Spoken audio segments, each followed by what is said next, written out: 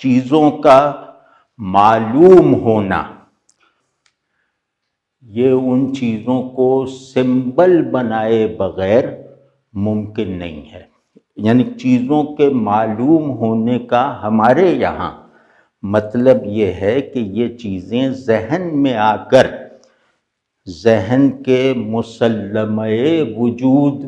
یا ideal of goodness یا idea of beauty اس پر کوالیفائی کرتی ہیں.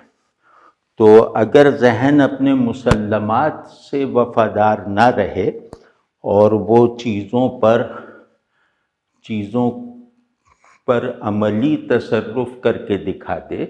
وہ چیزوں کا کیمیکل انالیسس اور مٹیریل انالیسس بالکل درست بھی کر دے، تو وہ ہماری تعریف کے مطابق علم نہیں ہے. تو وہ جو ہے وہ انعکاس ہے، وہ ارادہ ہے،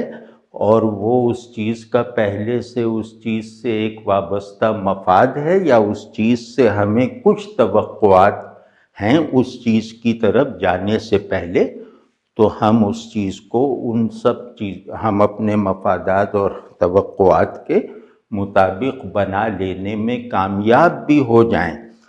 تو علم کی وہ شرط پوری نہیں ہوتی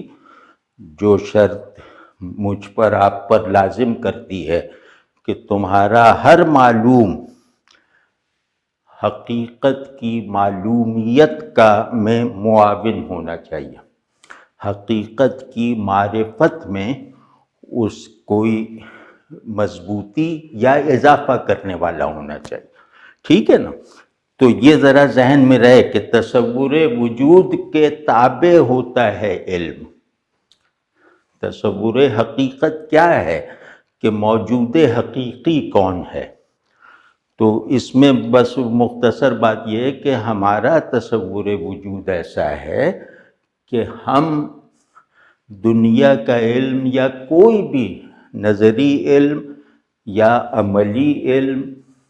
یا منطقی علم یا تجربی علم کی جو بھی فنکشنل اقسام ہیں وہ ساری قسمیں جو ہیں وہ علم حقیقت کے بلڈنگ بلاکس ہونی چاہیے. اور اگر یہ بلڈنگ بلاکس ہمارے معلومات نہ بن سکیں تو وہ جہل ہے، وہ علم نہیں ہے. وہ بلکہ اصطلاح ہے جہل مرکب ہے، جس میں مبتلا لوگ یہ سمجھتے ہیں کہ وہ جانتے ہیں، درا حالے کہ وہ نہیں جانتے. تو آپ سمجھ رہے ہیں نا کہ کیونکہ جاننا ہونے میں گندھا ہوا ہوتا ہے، تو جو ہمارا جو ہونے کا شجرہ ہے، اگر ہمارا جاننا اس شجرے کے اول و آخر میں کھپا ہوا نہیں ہے